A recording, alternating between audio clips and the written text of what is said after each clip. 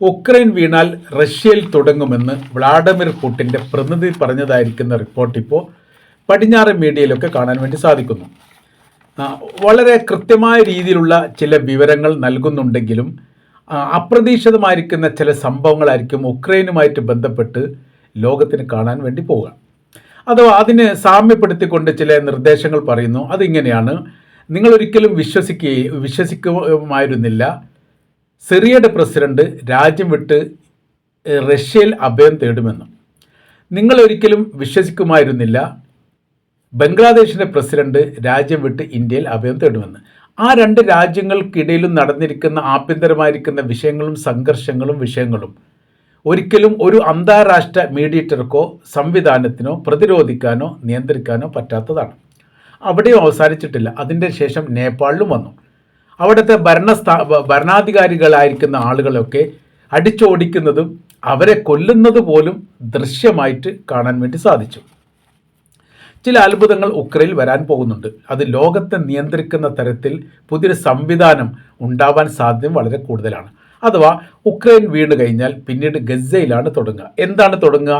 ഗസയിൽ സമാനമായിരിക്കുന്ന സ്ഥിതിവിശേഷം റഷ്യ നേതൃത്വം നൽകുന്ന ഒരു യുദ്ധ സംവിധാന കാര്യങ്ങൾ ഗസയ്ക്ക് വേണ്ടിയിട്ട് റഷ്യ ആരംഭിക്കും എന്ന തരത്തിലാണ് അതിൻ്റെ തുടർ ഭാഗങ്ങളൊക്കെ കാണാൻ വേണ്ടി സാധിക്കുന്നത്. എന്താണ് ഇപ്പോൾ ഉക്രൈൻ പറയുന്നത്? ഉക്രൈനുമായിട്ട് ബന്ധപ്പെട്ട വിഷയം എന്താണ് ഇപ്പോൾ റഷ്യ പറയുന്നത്, എന്താണ് അമേരിക്ക പറയുന്നത് എന്ന് മാത്രമല്ല ലോകം നിരീക്ഷിക്കുന്നത്, ലോകം ശ്രദ്ധിക്കുന്നത്. എന്താണ് അവിടെ നടക്കുന്ന സംഭവങ്ങൾ? യഥാർത്ഥത്തിൽ അവിടെ നടക്കുന്ന ഒരു 30% താഴെയുള്ള സംഭവങ്ങൾ മാത്രമാണ് ലോകത്തിൻ്റെ മീഡിയകളിലും ലോകത്തിൻ്റെ പത്രങ്ങളും റിപ്പോർട്ടായിട്ട് പുറത്തു വരുന്നത്. രാഷ്ട്രീയ നിരീക്ഷകരും രാഷ്ട്ര നിരീക്ഷകരും യഥാർത്ഥത്തിൽ ഈ സംഭവങ്ങൾ കൃത്യതയോടുകൂടി അവലംബിക്കാൻ വേണ്ടി സാധിക്കുന്നില്ല. മഹാസംഭവങ്ങളും മഹാ അത്ഭുതങ്ങളും അവിടെ നടക്കുന്നുണ്ട് എന്ന് ചുരുക്കം. കീവ് എന്ന് പറയുന്ന ഉക്രൈൻ്റെ തലസ്ഥാന നഗരിയുടെ ചില ഭാഗങ്ങൾ ഇപ്പോൾ ഈ റഷ്യയുടെ കൈവശത്തിലാണ്. സൈനികർ കീഴ്പ്പെടുത്തിയിരിക്കുന്നു എന്ന റിപ്പോർട്ട് പുറത്തു വന്നു. വല്ലാതൊന്നും നിലനിൽക്കാൻ വേണ്ടിയിട്ട് ഉക്രൈന് സാധിക്കില്ല എന്ന് ഏറെക്കുറെ ഉക്രൈന് തന്നെ ബോധ്യമായിരിക്കുന്ന അവസാനത്തെ ഒരു പ്രതിരോധം സൃഷ്ടിക്കുക മാത്രമാണ് ഇപ്പോൾ ഉക്രൈൻ ചെയ്യുന്നത്. എന്തൊക്കെയാണ് റഷ്യ ഇപ്പോൾ അവിടെ ചെയ്തിരിക്കുന്നത് എന്നുള്ളത് നമുക്ക് നോക്കാം. എടുത്തിരിക്കുന്ന പ്രദേശങ്ങൾ അത്രയും റഷ്യൻ യൂണിയനോട് കൂട്ടിച്ചേർക്കുകയും അവിടെ റഷ്യയുടെ കറൻസി ആയിരിക്കുന്ന റൂബിൾ പ്രഖ്യാപിക്കുകയും ചെയ്തു. എന്നുവെച്ചാൽ ഉക്രൈൻ്റെ കറൻസി അവിടെ ഉപയോഗിക്കാൻ പാടില്ല എന്ന് ചുരുക്കം. റഷ്യൻ സർക്കാരാണ് നിങ്ങളുടെ സർക്കാരെന്നും നിങ്ങളുടെ സാന്നിധ്യവും നിങ്ങളുമായിട്ട് ബന്ധപ്പെട്ട വിഷയങ്ങളെല്ലാം സർക്കാരുമായിട്ട് നേരിട്ട് സംസാരിക്കാനുള്ള ഒരു ഗവർണറേറ്റ് പോലെയുള്ള സംവിധാനങ്ങൾ പിടിക്കപ്പെട്ട പ്രദേശങ്ങളിലൊക്കെ റഷ്യയുടെ പ്രസിഡന്റ് പ്രഖ്യാപിക്കുകയും ചെയ്തു. അവിടുത്തെ പാസ്പോർട്ട് മാറ്റത്തിരുത്തുകൾക്ക് വിധേയമാക്കി. ഉക്രൈൻ പാസ്പോർട്ട് പിടിക്കപ്പെട്ട പ്രദേശത്ത് ഇപ്പോൾ ഇല്ല, പകരം റഷ്യൻ പാസ്പോർട്ടാണ്. ID കാർഡ്, കോടതി നടപടികൾ, പോലീസ് സ്റ്റേഷൻ, ടാക്സ്, വിദ്യാഭ്യാസം, പെൻഷൻ, സേവനങ്ങൾ എന്ന് തുടങ്ങിയിരിക്കുന്ന ഒരു രാജ്യത്തിലെ ജനങ്ങൾക്ക് ആവശ്യമുള്ളതും സർക്കാർ നൽകുന്നതുമായിരിക്കുന്ന എല്ലാ സേവന കാര്യങ്ങളും ഇപ്പോൾ റഷ്യയാണ് പിടിച്ചെടുക്കപ്പെട്ട പ്രദേശത്ത് നൽകുന്നത് എന്ന് ചുരുക്കം. 114,000 ചതുരശ്ര കിലോമീറ്റർ ഉക്രൈൻ്റെ ഭൂമി ഇപ്പോൾ റഷ്യയുടെ കൈവശത്തിലാണ്. ക്രിമിയ, ഡൊനെറ്റ്സ്ക്, ലുഹാൻസ്ക്, വേഴ്സൺ, ചൊപ്പാർജിയ, മാരിയുപോൾ, മെരിറ്റോപോൾ, പോർക്കോവ്സ്ക്, കുപ്യാസ്ക് അങ്ങനെ തുടങ്ങിയിട്ട് ഒരുപാട് നഗരപ്രദേശത്തിൻ്റെ പേരുകൾ നമുക്ക് ലിസ്റ്റ് എടുത്തിട്ട് വായിക്കാൻ വേണ്ടി സാധിക്കും. ഇതെല്ലാം ഇപ്പോൾ യഥാർത്ഥത്തിൽ റഷ്യയുടെ കൈവശത്തിലാണ്. റഷ്യയുടെ കൈവശത്തിലായിരിക്കുന്ന ഭൂപ്രദേശം തിരിച്ചു പിടിക്കാൻ വേണ്ടിയിട്ട് ഉക്രൈൻ ശ്രമിക്കുന്നില്ല എന്നൊരു പ്രത്യേകതയുണ്ട്. പകരം അവർ ചെയ്യുന്നത് മറ്റുള്ള ഭൂമി നഷ്ടപ്പെടാതിരിക്കാനുള്ള പ്രതിരോധം സൃഷ്ടിക്കുകയാണ്. അതിൻ്റെ അലയൊലികൾ ആ മേഖലയിൽ ഉണ്ടാകുന്നുണ്ട്. ഇതിൽ ഏറ്റവും വലിയ മിടിപ്പുണ്ടാകുന്നത് യഥാർത്ഥത്തിൽ യൂറോപ്യൻ രാജ്യങ്ങൾക്കാണ്. അത് പല ഘട്ടത്തിലും അവർ പറഞ്ഞിട്ടുണ്ട്. രണ്ട് രീതിയായിട്ട് ഇതിനെ നമുക്ക് വ്യാഖ്യാനിക്കാൻ പറ്റും. ഒന്ന്, യൂറോപ്യൻ രാജ്യങ്ങളെ സംബന്ധിച്ചിടത്തോളം ഉക്രൈൻ വീണ് കഴിഞ്ഞാൽ റഷ്യ വേണമെങ്കിൽ മറ്റൊരു രാജ്യത്തേക്കും ഇതുപോലെ അവകാശങ്ങളോ പ്രശ്നങ്ങളോ ഉണ്ടാക്കാനുള്ള സാധ്യത വളരെ കൂടുതലാണ്. അതാണ് ഒരു ഭാഗം. രണ്ടാമത്തെ ഒരു ഭാഗം എന്ന് പറഞ്ഞാൽ ഉക്രൈൻ വീണ് കഴിഞ്ഞാൽ അമേരിക്കയ്ക്കുള്ള ഒരു സർവാധിപത്യം അവിടെ നഷ്ടപ്പെടുകയും അമേരിക്കയെ തന്നെ ആശ്രയിച്ചിട്ട് വലിയ കാര്യമൊന്നുമില്ല. അമേരിക്കയുടെ പൂർണ്ണമായിരിക്കുന്ന പിന്തുണ ഉണ്ടായിട്ട് പോലും ഉക്രൈനെ കീഴ്പ്പെടുത്താൻ വേണ്ടി റഷ്യക്ക് സാധിച്ചു എന്ന് മറ്റു ലോക രാജ്യങ്ങൾ അഭിപ്രായപ്പെടുന്ന സമയത്ത് അവിടെ ഒന്നാം സ്ഥാനത്ത് ഹീറോയിസം റഷ്യയുടേതായിട്ട് വരും ഒരു പേടി യഥാർത്ഥത്തിൽ അമേരിക്കക്കുണ്ട്. അങ്ങനെ രണ്ട് കൺസെപ്റ്റ് അവിടെ വിഷയമായിട്ട് വരുന്നു എന്ന് ചുരുക്കം. ഇനി ഉക്രൈൻ്റെ കാലം കഴിഞ്ഞു എന്ന് കരുതുക. അപ്പോൾ പിന്നെ ഗസയുമായിട്ട് ബന്ധപ്പെട്ട വിഷയത്തിലേക്ക് പിന്നെ വരും.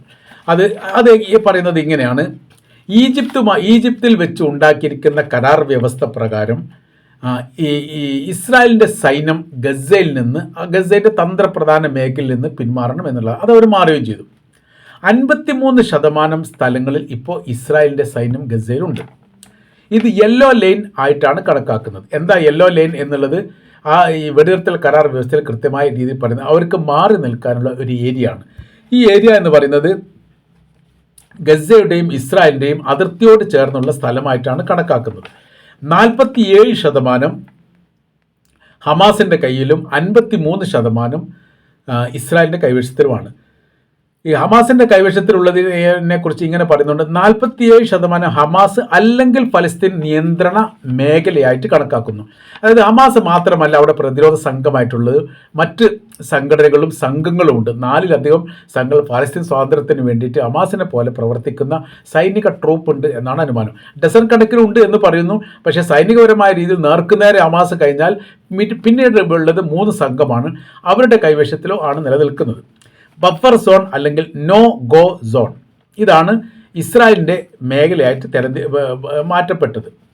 സാധാരണ പൗരന്മാർക്ക് ഈ മേഖലയിലേക്ക്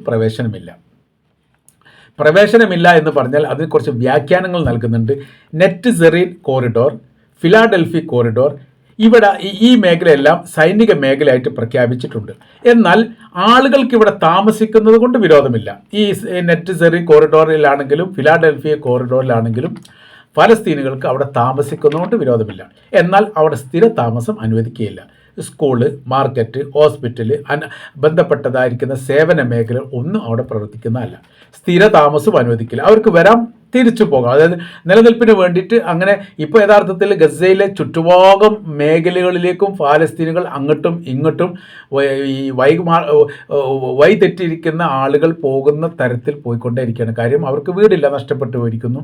പിന്നെ അവിടെ റോഡുകളോ ചുറ്റുപാടുകളോ വിദ്യാഭ്യാസ മേഖലകളോ പള്ളികളോ സംവിധാനങ്ങളോ ഒന്നുമില്ലാത്ത ഒരു പ്രത്യേകമായിരിക്കുന്ന കൂരിരുട്ടിൻ്റെ അകത്ത് താമസിക്കേണ്ട ഒരു സാഹചര്യങ്ങളാണ് 23 ലക്ഷം ഫലസ്തീനുകൾക്ക് ഇപ്പോൾ ഗസയുടെ ഭൂപ്രദേശത്ത് ഉള്ളത് എന്ന് ചുരുക്കം. അപ്പോൾ അതുകൊണ്ട് തന്നെ 53% നിയന്ത്രണം ഈ ഗസയുടെ ഭാഗങ്ങളിൽ ഇസ്രായേൽ സൈന്യത്തിലുണ്ടെങ്കിൽ അങ്ങോട്ട് പോവാതിരിക്കാനൊന്നും പറ്റില്ല. വേറെ പോകാനില്ല എന്ന് ചുരുക്കം.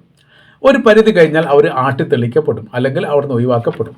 പിന്നെ പുതിയ ആൾക്കാരൊക്കെയാണ് അങ്ങോട്ട് വരുന്നത് ചുരുക്കം.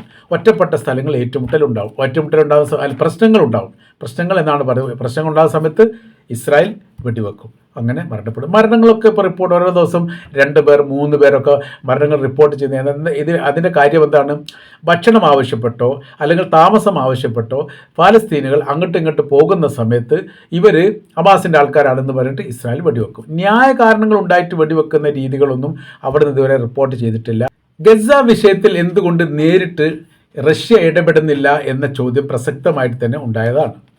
അപ്പോൾ അതിനൊക്കെ ഉത്തരം വന്നിരിക്കുന്ന കാര്യം ഇങ്ങനെയാണ്. ഉക്രൈനുമായിട്ട് ബന്ധപ്പെട്ട യുദ്ധത്തിൽ 4ാം വർഷത്തിലാണ് റഷ്യ ഇപ്പോൾ നിൽക്കുന്നത്. ഈ യഥാർത്ഥത്തിൽ പറയുന്ന സമയത്ത് റഷ്യയും ഉക്രൈനും നേരിട്ടുള്ളൊരു യുദ്ധമാണ്.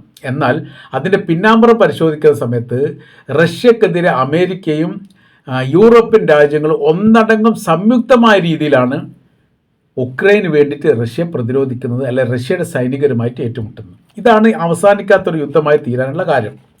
അതിലിപ്പോൾ റഷ്യ ഇപ്പോൾ സഹായിക്കുന്നു എന്ന് പറയുന്നത് ഒന്ന് ഇറാനാണ്, പിന്നീട് ചൈനയാണ്, ഒറ്റപ്പെട്ടെങ്കിലും കൊറിയയാണ്. ഈ 3 രാജ്യങ്ങളുടെ സഹായമാണുള്ളത്. എന്നാൽ 20 അതിൽ കൂടുതലോ രാജ്യങ്ങൾ റഷ്യക്ക് എതിരെ ഉക്രൈനെ സഹായിക്കുന്നുണ്ട് എന്നുള്ളതും ഒരു സത്യമാണ്. ഇങ്ങനെ ഒരു ഏറ്റുമുട്ടൽ ഉള്ളത് കൊണ്ടാണ് എവിടെയും എത്താത്ത രീതിയിലേക്ക് കാര്യങ്ങൾ പോകുന്നത് എന്ന് ചുരുക്കം. എന്നാൽ ഇനി വല്ലാതൊന്നും പിടിച്ചു നിൽക്കാൻ വേണ്ടിയിട്ട് ഉക്രൈൻ്റെ പ്രസിഡന്റിന് സാധിക്കില്ല എന്നുള്ളത് കൃത്യമാണ്. അതുകൊണ്ട് അവിടെ പോവുകയാണ്. വീണ്ടും കഴിഞ്ഞാൽ പിന്നെ ഗസ വിഷയത്തിൽ നേരിട്ട് ഇടപെടൽ നടത്തും. കാര്യം അവിടെ വലിയ രീതിയിലുള്ള താല്പര്യങ്ങൾ റഷ്യക്കുണ്ട് എന്നുള്ളതാണ്. അതിൻ്റെ താല്പര്യം എന്ന് പറഞ്ഞാൽ ഗസ ഇസ്രായേലിനെതിരെ ഗസ എന്ന് പറയുന്ന പ്രശ്നത്തിൽ നേരിട്ട് ഇടപെട്ടുകൊണ്ട് ഫലസ്തീൻ്റെ സ്വാതന്ത്ര്യത്തോളം എത്തിക്കാൻ വേണ്ടിയിട്ട് റഷ്യക്ക് ഏതെങ്കിലും തരത്തിൽ സാധിച്ചു കഴിഞ്ഞാൽ ഇന്ന് എന്തൊക്കെ മെജോറിറ്റി ആണോ അറബ് രാജ്യങ്ങളിൽ അമേരിക്കയ്ക്കുള്ളത് അത് ഓട്ടോമാറ്റിക്കായിട്ട് റഷ്യയിലേക്ക് വന്നു ചേരും എന്നുള്ളൊരു യാഥാർത്ഥ്യമാണ്. റഷ്യക്കുള്ള ഏറ്റവും വലിയ വിഷയങ്ങളിലൊന്ന് ഈ യുദ്ധം എന്ന് പറയുന്നത് രണ്ടാം ലോക യുദ്ധവുമായിട്ട് ബന്ധപ്പെട്ടാണ് അമേരിക്ക എന്ന് പറയുന്ന രാജ്യം മേൽക്കോയ്മ നേടപ്പെട്ട ലോകത്തിലെ ഏറ്റവും വലിയ സൈനിക ശക്തിയായിട്ട് മാറിയത്. ആ സൈനിക ശക്തിയായിട്ട് മാറിയ ആ സാഹചര്യം റഷ്യക്കുള്ള അവസരമായിരുന്നു. അത് അവസരം യഥാർത്ഥത്തിൽ ജപ്പാൻ ഇല്ലാതാക്കി എന്നുള്ളതാണ്. അവിടെ യഥാർത്ഥത്തിൽ ആ സംഘത്തെ നയിച്ചത് ബ്രിട്ടൻ ആയിരുന്നു. ബ്രിട്ടൻ, അമേരിക്ക, സോവിയറ്റ് യൂണിയൻ, അല്ലെങ്കിൽ ബ്രിട്ടൻ, സോവിയറ്റ് യൂണിയൻ അങ്ങനെയൊക്കെ ആയിരുന്നു എണ്ണിപ്പോകുന്നത്. അമേരിക്ക അപ്രതീക്ഷിതമായ രീതിയിൽ ആണവ സ്ഫോടനം നടത്തുന്നു. ഒരു പ്രാവശ്യമല്ല, 2 പ്രാവശ്യം, ഹിരോഷിമയിലും നാഗസാക്കിയിലും. രണ്ടാമത്തെ പ്രാവശ്യം നാഗസാക്കിയിൽ ആണവ സ്ഫോടനം നടത്തിയ സമയത്തും ജപ്പാൻ കീഴടങ്ങാൻ വേണ്ടി പറഞ്ഞിട്ടില്ല. ജപ്പാൻ്റെ രാജ സംവിധാനം നിലനിൽക്കുന്ന പ്രദേശമാണ് അവിടെ. ജപ്പാൻ്റെ രാജാവും സൈന്യ കമാൻഡറും തങ്ങളുടെ സൈനികരെയും രാജ്യത്തെയും സംരക്ഷിക്കാൻ വേണ്ടി യുദ്ധമുഖത്തേക്ക് ഇറങ്ങാൻ വേണ്ടി പുറപ്പെട്ട സമയത്താണ് സോവിയറ്റ് യൂണിയൻ്റെ ഭാഗത്തുനിന്ന് ഒരു റിപ്പോർട്ട് പുറത്തു വരുന്നത്, അല്ലെങ്കിൽ ഒരു ഭീഷണി ജപ്പാനെതിരെ ഉണ്ടാകുന്നത്, തങ്ങൾ ജപ്പാനുമായിട്ട് യുദ്ധപ്രഖ്യാപനം നടത്തുന്നു എന്നുള്ളത്. അതോടുകൂടി കീഴടങ്ങാൻ വേണ്ടി തീരുമാനിച്ചു. അത് യഥാർത്ഥത്തിൽ സോവിയറ്റ് യൂണിയൻ്റെ പ്രഖ്യാപനമാണ് ജപ്പാനെ കീഴടക്കിയത്. പക്ഷേ ഇടപെടലുകൾ നടത്തിയത് അമേരിക്കയാണ്. അവരുടെ ആണവസ്ഫോടനം കൊണ്ടാണ് കീഴടങ്ങിയത് എന്ന് വരുത്തി തീർക്കാൻ അവർക്ക് സാധിച്ചു. അതോട് ബ്രിട്ടനും പുറത്തായി, സോവിയറ്റ് യൂണിയനും പുറത്തായി. ആ ഒരു വിഷമം ഇപ്പോഴും നിലനിൽക്കുന്നു എന്നുള്ളതാണ്.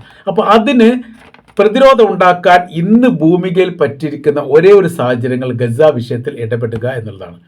അങ്ങനത്തെ ഒരു സാഹചര്യത്തിലേക്ക് പോകാൻ എന്ത് ചെയ്യണം? ഉക്രൈൻ എന്ന് പറയുന്ന പ്രശ്നങ്ങൾ തീരണം.